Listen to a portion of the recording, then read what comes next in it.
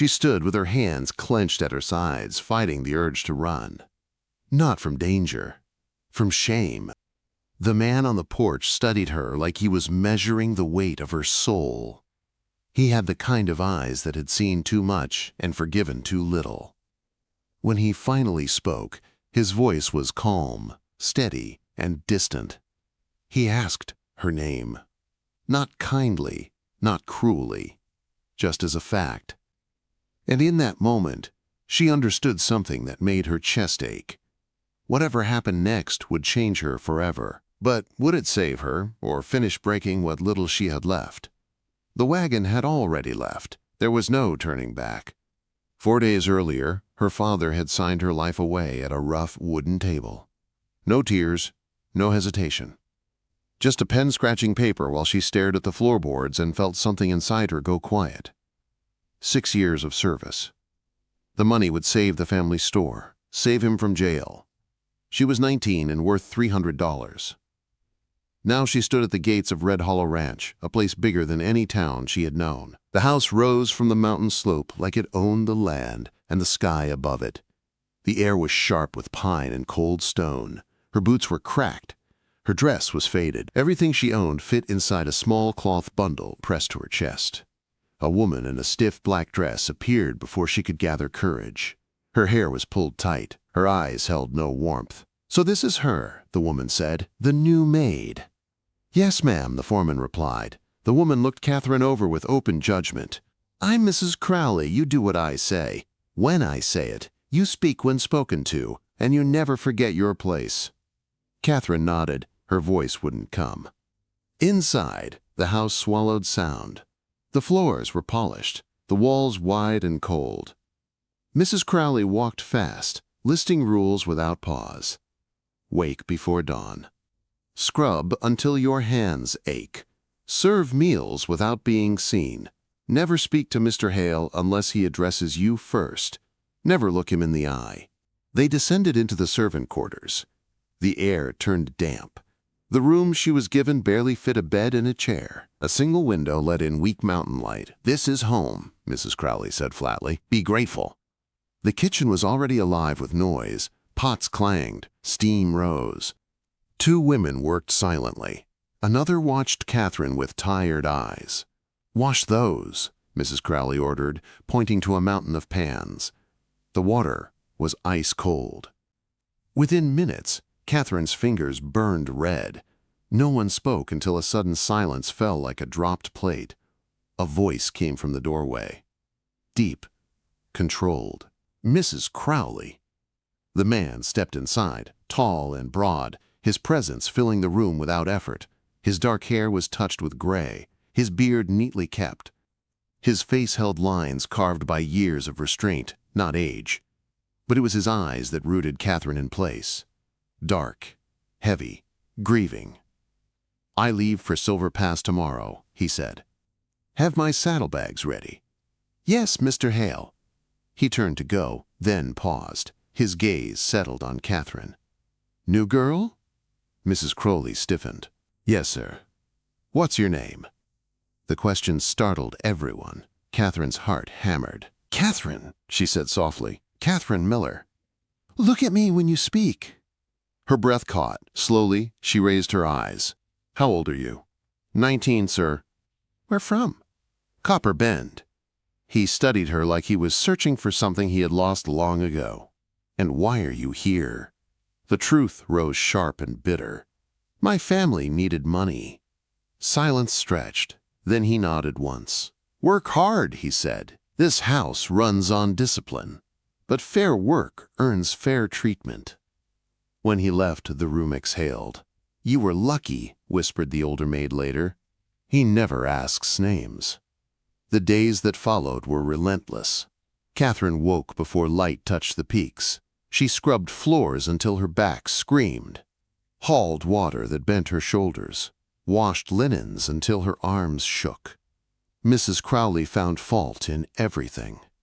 A crooked cushion meant starting over. A missed speck meant no supper. Some maids pitied her quietly. Others ignored her. One, a bitter woman named Ruth, watched her struggle with thin satisfaction. "You won't last," Ruth muttered one afternoon. "This place breaks girls like you." Catherine said nothing. Silence was safer, but inside something stubborn took root. She would not run. She had nowhere to go. 5 days later, Mr. Hale returned. Mrs. Crowley sent Catherine to prepare water in his study. The room was forbidden. Books lined the walls from floor to ceiling. Dark leather chairs sat untouched.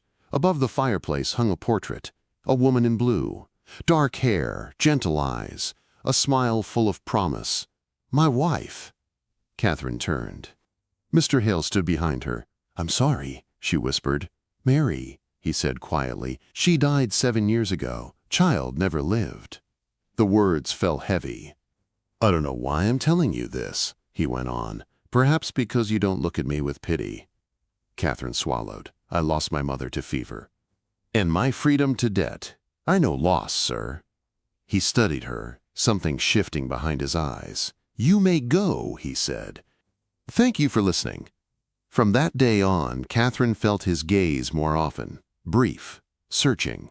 Mrs. Crowley noticed too. "You forget yourself," she hissed one night, gripping Catherine's arm. "Remember who you are." Catherine did remember. She was just the maid, and that was exactly why none of this should be happening. The house learned her footsteps. Soft, careful, always fading before they could echo. Weeks passed, marked by sore muscles and quiet endurance. Catherine learned how to move without being seen, how to listen without looking curious, how to swallow hunger without complaint. The mountain mornings were cruel, the cold cutting through thin fabric and settling deep in her bones. She rose before dawn, when the sky was still holding its breath, and worked until the lamps were lit and her body felt hollow. Mrs. Crowley never softened. If anything, her eyes sharpened. She watched Catherine the way a hawk watched a field mouse, waiting for the smallest mistake. Orders were barked, corrections delivered with thin smiles. But something had changed. Mr. Hale had changed. His name, she learned from the others, was Nathaniel Hale. 42. Owner of Red Hollow Ranch, a man once spoken of with admiration, now spoken of in careful tones. Widowed, withdrawn, untouchable, he began appearing where she worked. In the hallway, while she scrubbed baseboards.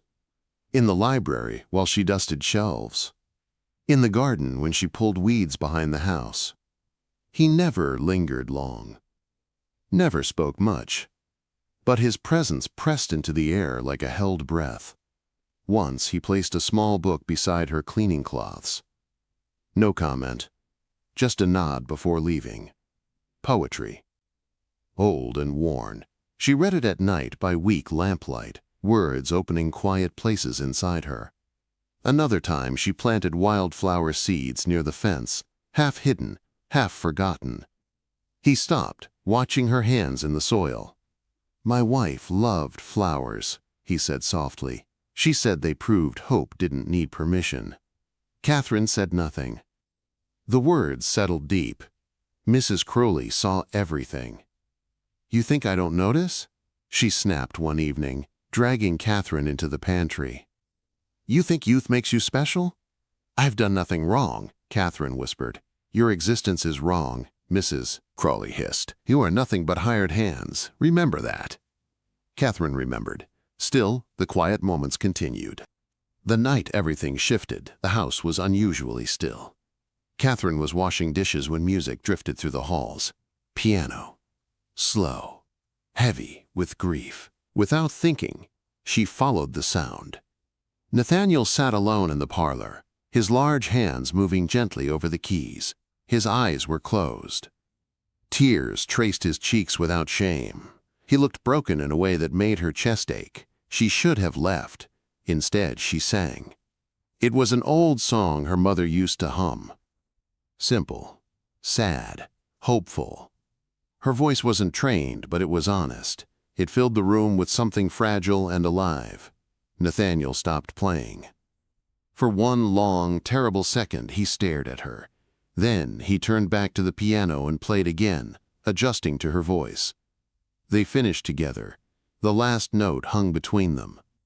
"You have a beautiful voice," he said quietly. "I'm sorry," she began. "Don't," he interrupted. "You didn't intrude. You transformed something." Mrs. Crowley heard everything. The next morning she stood waiting, lips tight with satisfaction. "Your things are packed," she said. "You're dismissed." Catherine's heart dropped. "Why?" "You forgot your place." A voice cut through the room. "She stays." Nathaniel stood in the doorway, calm but unyielding. Mrs. Crowley stiffened. "Sir." "She stays," he repeated. "She's done nothing wrong." From that day the house felt different, not safer, tighter, the other maids whispered. Rumors bloomed like rot. Catherine felt eyes on her back, heard her name in broken pieces. 4 weeks later, Red Hollow prepared for a gathering. Guests from nearby towns arrived in fine clothes and polished boots. Catherine served drinks from the shadows. She overheard voices. "A maid," one woman scoffed. "Temporary distraction." "He'll come to his senses," another replied. "Men always do." Nathaniel found Catherine in the hall afterward. "They don't understand," he said. "They do," she answered softly. "They see what I see, that I don't belong." "You belong here," he said, stepping closer. "Please," she whispered, "don't make this harder." He stopped himself, but the look in his eyes lingered. 3 days later, Mrs. Crowley assigned Catherine to reorganize the library. Alone. 10 days. Work. It was a trap. Nathaniel arrived on the first morning, surprised to find her there. "It's Mrs. Crowley's order," Catherine said quickly. He nodded. "Stay." The room felt smaller with both of them inside. Silence stretched. On the 4th day, Catherine found a book of poems and read aloud without thinking. Nathaniel listened like a starving man. That same afternoon, Mrs. Crowley met with the local preacher. By evening, Nathaniel was confronted. "You're being tempted," the preacher warned, "by someone beneath you." Nathaniel's restraint shattered. "She's human," he said fiercely, "and she's kinder than all of you." Catherine learned of the visit later. That night she packed her bundle. She left under moonless sky, walking the road alone. 2 hours later, hoofbeats sounded behind her. Nathaniel dismounted. "You didn't think I wouldn't notice," he said. "I have to go," she cried. "I'm ruining everything." "You're saving me," he replied. She shook her head. "I'm just a maid." "And I'm just a man," he said. "And I don't want you to disappear." Under a sky full of stars, they made no promises aloud, but something unbreakable was born between them. Behind them, Red Hollow waited. And so did those who would never forgive this choice. They returned to Red Hollow at dawn. Not hand in hand, not openly, but together all the same. The porch boards creaked as they stepped onto the yard. Mrs. Crowley waited there, wrapped in a shawl, her smile thin and knowing. Nathaniel said nothing as he passed her. Catherine kept her head high, even as her heart raced. Whatever line had been crossed on that dark road could not be erased by daylight. From that morning on, the house felt watched. Nathaniel no longer avoided Catherine. He spoke to her in hallways, asked her opinion during meals, walked beside her in the garden without apology. It was never improper, never physical, but it was unmistakable, and it was unforgivable. The whispers turned sharp, eyes followed her. Ruth stopped pretending to hide her contempt. Even the walls seemed to listen. Sunday came with a heavy sky. The small chapel filled early. Catherine moved toward the back benches out of habit, her shoulders tight. "Sit with me." The words cut through the murmur like a blade. Nathaniel stood in the center aisle, his hand extended. Silence fell hard. Catherine froze. "I can't," she whispered. "It's not right." "I decide what's right," he said evenly. Her legs trembled as she took his hand. Together they walked to the front pew. Every step felt like a verdict. The preacher paused when he saw them. His jaw tightened. The sermon that followed was sharp with warning. Words like temptation and order and sin filled the air. Catherine sat still, eyes forward, heart pounding. Afterward, the consequences came fast. Traitors withdrew. Invitations vanished. Nathaniel was pulled aside by men who once called him friend. You're risking everything, one warned. For a girl who won't last. That night, the first letter appeared. It lay beneath Catherine's pillow, folded neat. You know what you are. This won't end well. The second came the next day, tucked into her apron. He will tire of you.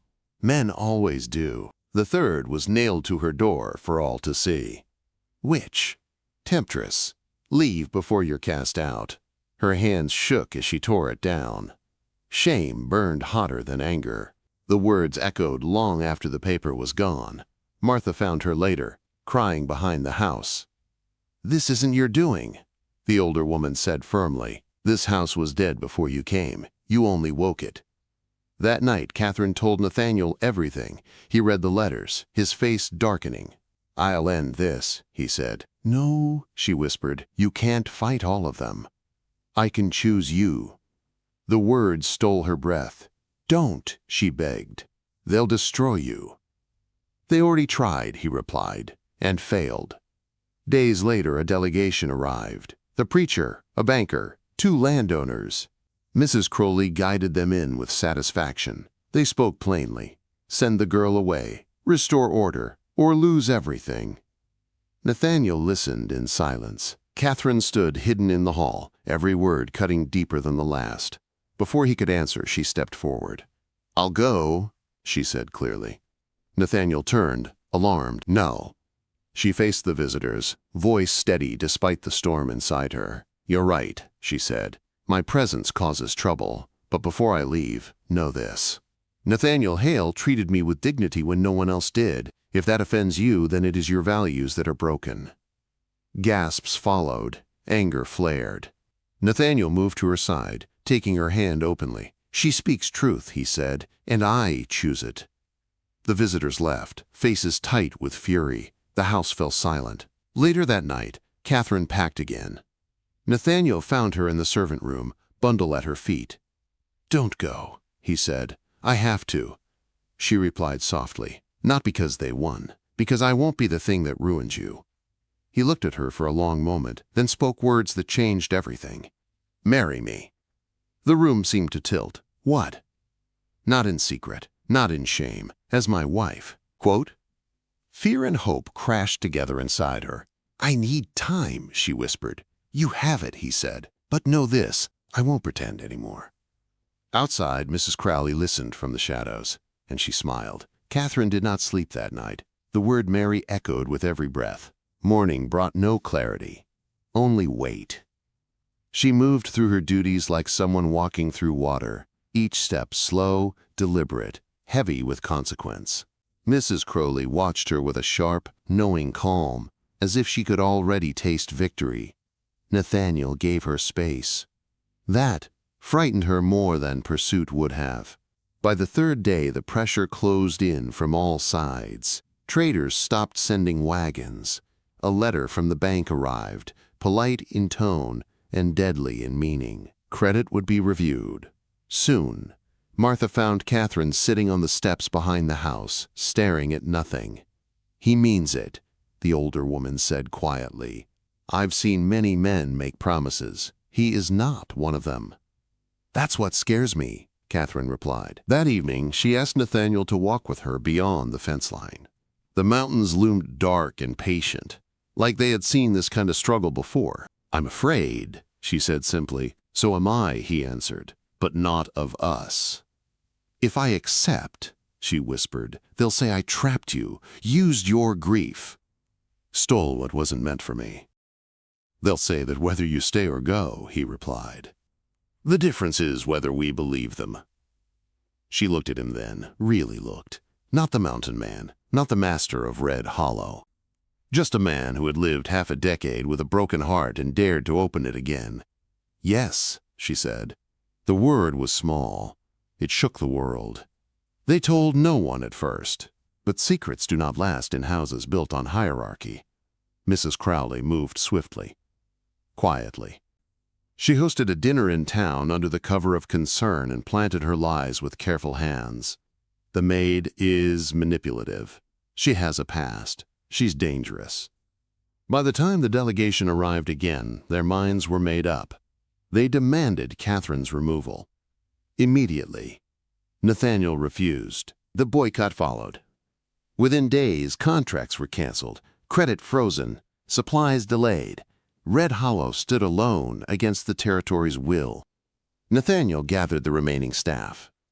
"Hard times are coming," he said plainly. "I won't force anyone to stay." No one left. Mrs. Crowley did. She demanded compensation, threats wrapped in legal language. Nathaniel paid her to be rid of the poison. 2 weeks later, under a gray sky, Nathaniel and Catherine rode to the county seat. No guests, no finery. Just a courthouse and a judge with tired eyes. Catherine wore a simple blue dress Martha had sewn. Nathaniel wore his everyday coat. "You may kiss your wife," the judge said. Their first kiss was gentle, earned, sacred. When they returned to Red Hollow, wildflowers lined the porch. The house breathed easier. The relief was brief. The preacher published his condemnation. The bank demanded repayment. 4 months remained before foreclosure. That night, Catherine studied the ledgers. "We sell direct," she said. "To whom?" Nathaniel asked. "Denver." They left at dawn. The city did not care about their scandal. Only quality. Only price. The first meetings failed. Doors closed fast when names were recognized. Discouragement settled in. Catherine changed tactics. "No titles," she said. "Just truth." The next meeting went differently. A merchant tasted the coffee, asked questions, signed a small contract, then another, then another. By the time they returned home, the debts were paid. Red Hollow survived. 2 years passed. Then 3. The ranch prospered quietly. Workers were treated fairly. Children learned to read. Wages rose. Productivity followed. Catherine was no longer just the former maid. She was partner, leader, wife. In the 3rd winter, she told Nathaniel she was expecting. Fear flickered in his eyes. Memory stirred. She held his hands until the trembling stopped. "I'm here," she said. "This story ends differently." Their daughter was born under clear winter light, healthy, strong. They named her Hope. Years later, Catherine stood on the porch, watching that child run through gardens grown from secret seeds. Nathaniel joined her, arms around her shoulders. "We did this," she said. "We chose this," he replied. Below them, Red Hollow stood not as a symbol of power, but of possibility, and the mountains watched on. As they always had, peace did not arrive all at once. It crept in slowly, testing whether it was welcome. Red Hollow looked the same from the road.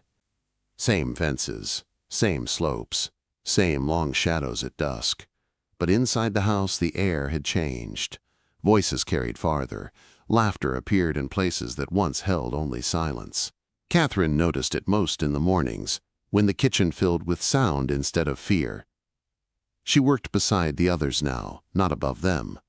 That mattered. When she spoke, she listened too. When she changed rules, she explained why. Wages were written clearly.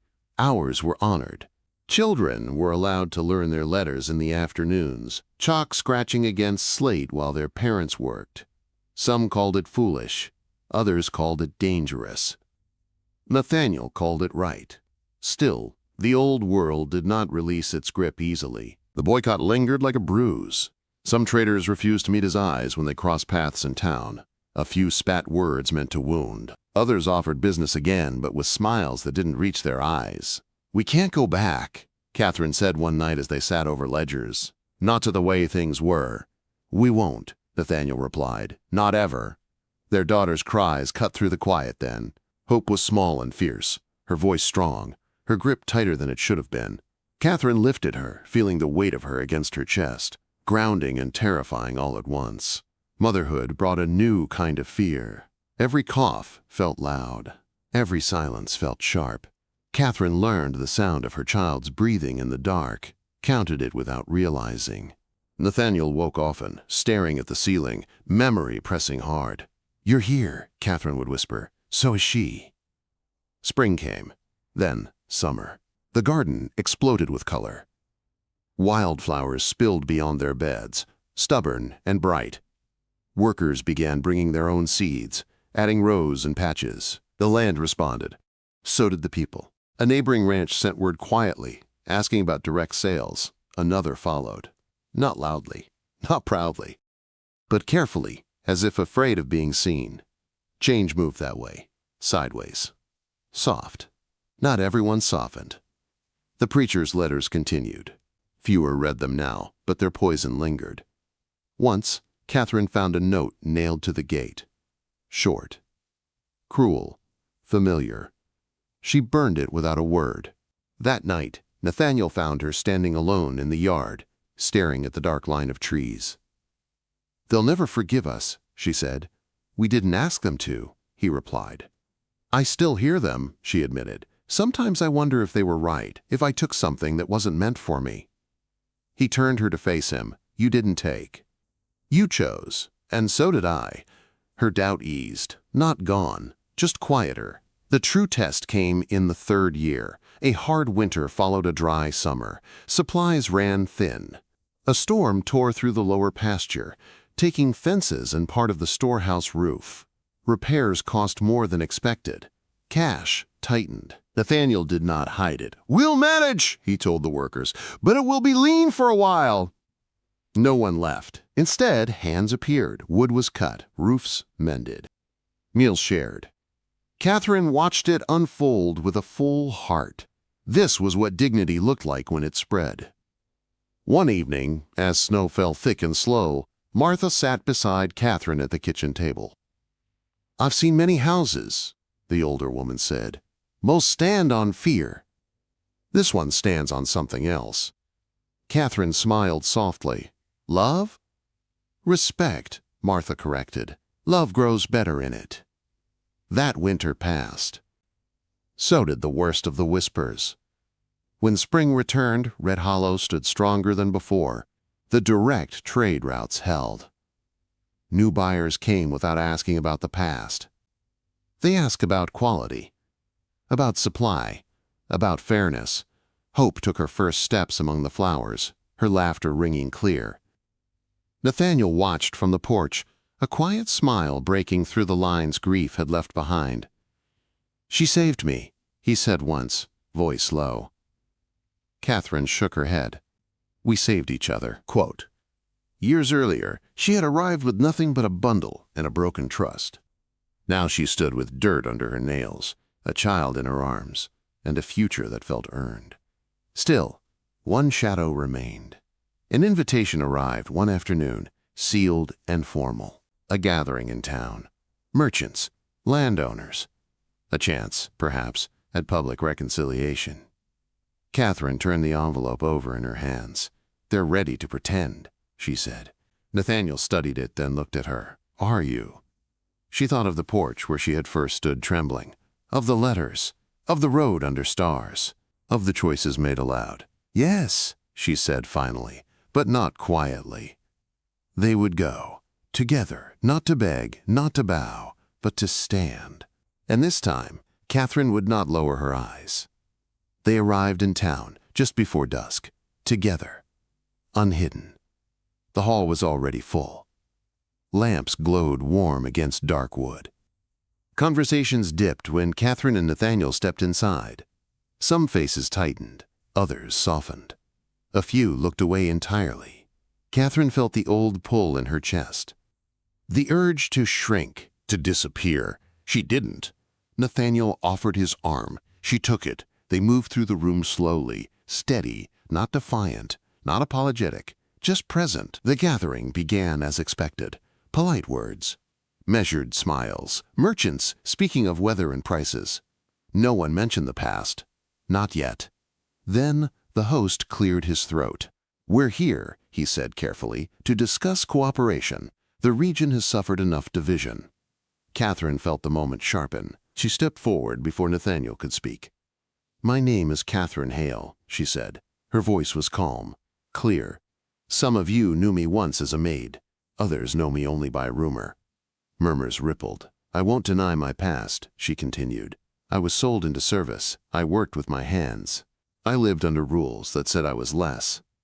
She met eyes across the room, one by one. But I stand here because one man chose to see me as human, and because I chose not to disappear. Silence held. You don't have to like me, she said. You don't have to approve of my marriage. But Red Hollow trades honestly. We pay fairly. We deliver quality. If that's not enough for you, then say so plainly. The host shifted. Others exchanged looks. A merchant stood. The product speaks for itself, he said gruffly. We've tasted it. Another nodded. And the contracts have been honored. The tension eased, inch by inch. No apologies came. None were expected. When they left that night, Catherine's knees shook with release. Outside, the air was cold and clean. You were brave, Nathaniel said. So were you, she replied. The weeks that followed felt lighter, not perfect, but honest. Trade resumed, cautiously at first, then steadily. The past loosened its grip. At Red Hollow, life continued its quiet work. Hope grew fast, curious, fearless. She chased butterflies through the same wildflowers her mother had once planted in secret. She asked questions that had no answers yet. She laughed easily. Catherine watched her from the porch one summer morning, the sun warm on her face. 6 years ago, she had stood on that same porch with nothing but fear. Now she stood with calloused hands, a steady heart, and a life built piece by piece. Nathaniel joined her, slipping an arm around her shoulders. Do you ever think about that first day? He asked. All the time, she said, not with pain, with gratitude. I thought I was finished, he admitted. I thought grief had taken everything worth keeping. She leaned into him. It didn't. Below them, workers moved across the land. Children's voices floated from the small schoolhouse. The ranch breathed with life. They had not changed the world, but they had changed this place. And sometimes that was enough. Years later, when Hope asked about the portrait that still hung above the fireplace, Catherine told her the truth. Love doesn't erase what came before, she said gently. It builds on it. Hope listened, serious and bright-eyed. That night, after the child slept, Catherine and Nathaniel sat together in the quiet. No matter what they call us, Catherine said softly, I would choose this again. Nathaniel smiled. So would I. Outside, the mountains stood unchanged, watching, witnessing, and within their shadow a maid and a widowed mountain man had built something that refused to be small, something that endured. If you felt this tale in your heart, don't forget to like, share, and subscribe to Archives of the Wild West, where every story rides through the dust, the danger, and the kind of love that never dies. See you in the next tale, partner.